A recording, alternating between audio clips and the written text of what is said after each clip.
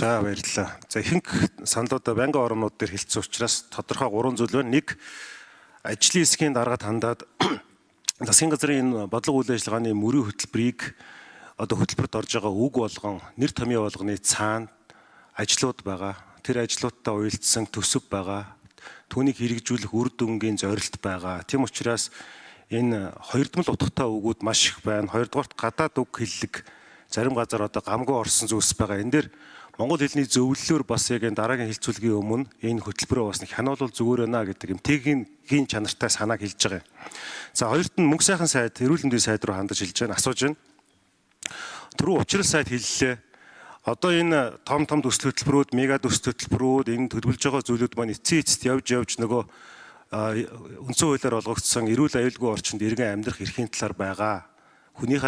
Хүн рүүгээ чиглэсэн бодлого байгаа гэж хэлж байгаа. Тэгэхээр яг өнөөдрийн байдлаар яг энэ хамтран засгийн газрын өмнөх судалгаагаар шилбэл өвчлөлийн индекс ер нь ямар байна? Одоо ингээд өнөөдөр хэд Төв аймгийн Бүрэн сум, Сэлэнгийн зүү хараа дээр 2 насан туршаагүй хүүхдийн хандивын ингээд хор тавдрын аян явж явах шít. Энэ бол тоо томшгүй явж байгаа. Сүүлийн жилүүдэд хүүхдүүдийн дундах энэ амьсгалтай өвчлөл бол хэрэгс хэтэрсэн байгаа.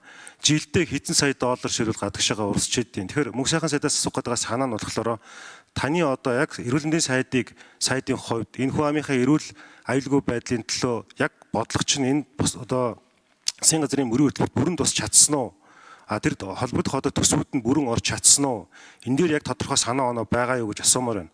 За дараагийн 3 дахь асуулт бол энэхүү сайд руу чиглэж байгаа. Төвлөрлийг сааруулах гэдэг концепц яваад байгаа. Тэгээд сонсохнээ та бол энэ Тархуу аймаг руу яамаа нүүлгийг гэж байна. За тэгээд холбогдох хөдөө аж ахуйн сургуулаа нүүлгийг гэж байна. Институтүүдээ нүүлгийг гэж ярьж байгаа. Тэгээд энэ яг боддоор яг төвчрлийг сааруулах ямар яг судалгаа байгаа юм бэ? Энд логистикийн хувьд ямар хугацаа шаардлагатай, ямар хөрөнгө шаардлагатай, эн чинь энэ хөтөлбөр төр хэр зэрэг оновчлолтой орсон юм бэ?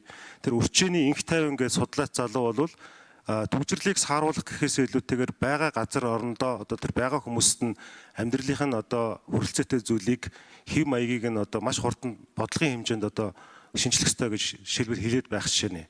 Тэгэхээр ер нь бол ерөнхийлөгч бас сүүлийн үед энэ төрийн байгууллагуудыг хар хорин руу нүүлгэнч гэдэг юм уу? Энд яг юм нэгдсэн уялдаатай концепт судалгаа байна уу гэдэг асуултуудыг асууя. Тэгээд мөнгө сайхан сайд та тэр Солонгос болон бусад орн руу жилдээ урсж байгаа долларын урсгал, эрүүл мэндийн зардалтай, эмчилгээ үйлчлэгээтэй холбоотой долларын урсгал хэд болж байгаа талаар мэдээлэл бас өгөхгүй юу? За баярлалаа.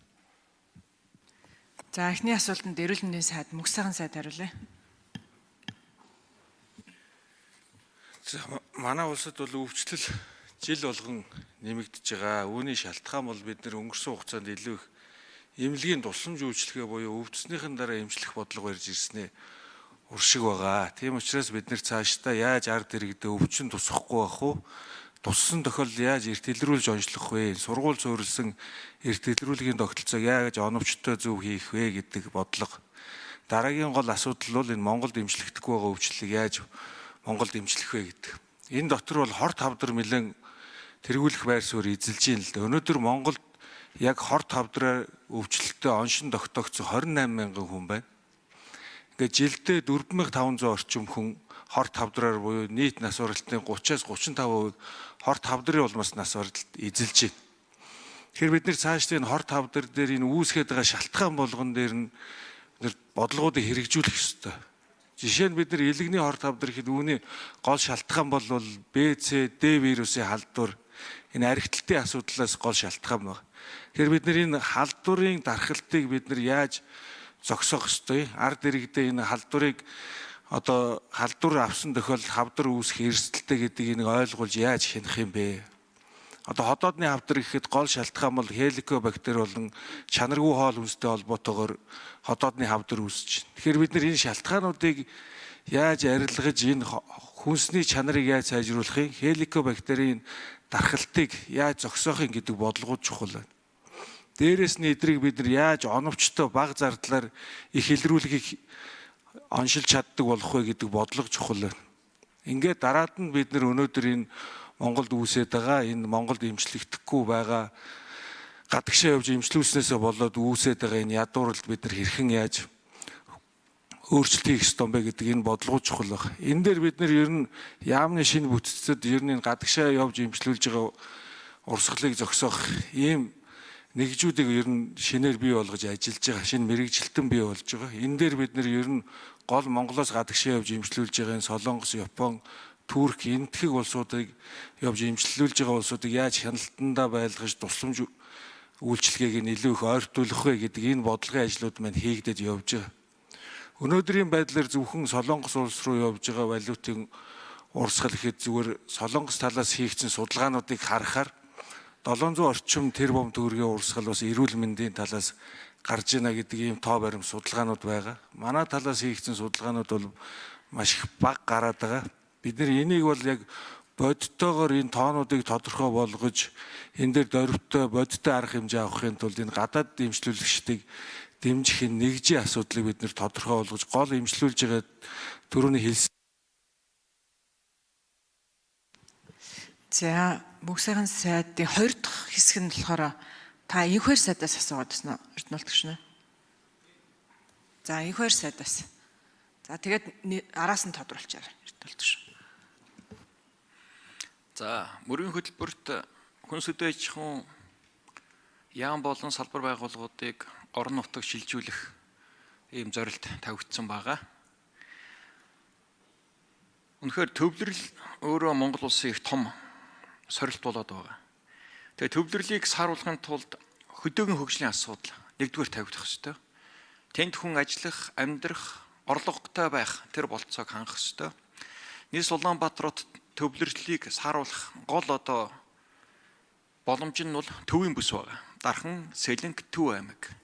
Нөгөө талаар энэ бүс нутаг маань Монгол улсын газар тариалангийн гол цөм нутаг, хөнгөн хүнсний үйлдвэрийн гол цөм нутаг, харьцангуй дэд бүтц хүн ажил амьдрах харьцангуй нөхцөл болцоо нь хангагдсан иймд ковидос авсан их томоохон сургамж байдаг.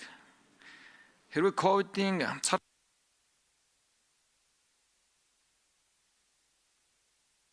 За Эрдэнэлт гүшнэ нэмж тодруулах уу? За тэгээ. За энэхэр сайд нэмж хариулъя. ковидын сургамж байгаа. Ковид хэрвээ ахаад 3 сарын хугацаанд цар тахал үргэлжилсэн бол Монгол улс картын бараанд орохоос ийм аргагүй нөхцөл байдал тогтоогдож байсан.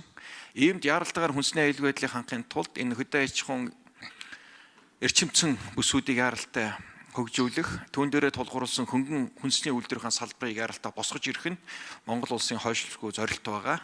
Тэр зорилтын хүрээнд энэ төвийн бүсийн хөгжлийн асуудал үүнийгээ дагуулад төвлөрлийг сааруулахад гол шингээгч бүс нутаг нь бол төвийн бүс гэж үзэж байгаа. Ийм ч учраас засгийн газраас ахуулаад ер нь бусад яам тамгын газрыг ер нь төвийн бүс Төв аймаг руу шилжүүлэх юм том зорилт энэ хөтөлбөрт тодтол тусж байгаа.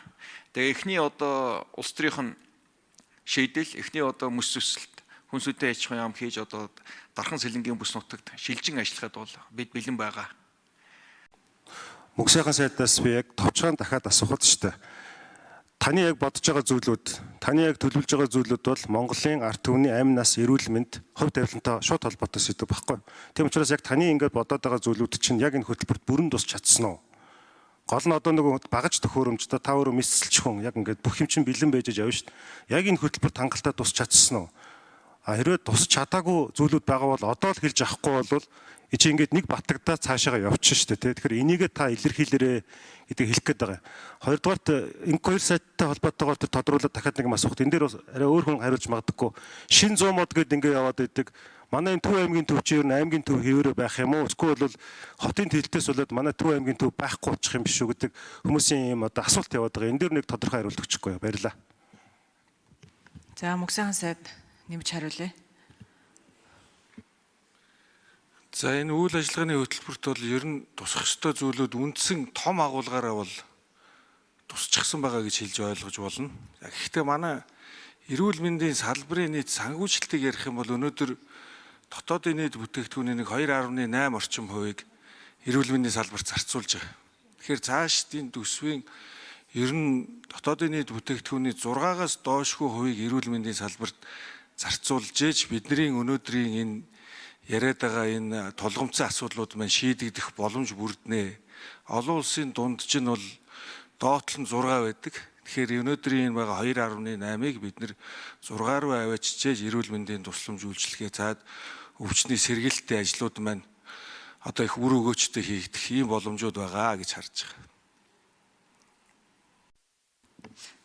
За манай сайд нар маш сайн тодорхой хариуллаа шүү. Сая Эрдэнэт гишүүн бол маш тодорхой асуусан шүү дээ.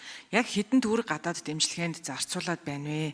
За үүнийг багасгахын тулд яг юу хийж байна вэ гэд өнгөрсөн онд эрүүл мэндийг дэмжих сангийн өөрчлөлт хүрээгийн жишээлбэл өргөжүүлээд шинэ техник технологи нэвтрүүлэгтэй холбоотой зарлыг дэмжих сангаас зарцуулдаг болох. Гэвч эдгээр та бүхэн маань бас сайд нар маань асуудлуудаа байгаад манай их хурлын гишүүд бүх юм туссан байгаадаа гэж санаа зовж асууж байгаа учраас та хүн хэрэг тусаагүй үйлцэн зүйлүүд байвал одоо л тэрүүнийгээ тусгаж авах хэрэгтэй шүү дээ. Тийм учраас асууж байгаа гэдгийг ойлгоорой. За жаргал сайхны зол жаргал гишүүн.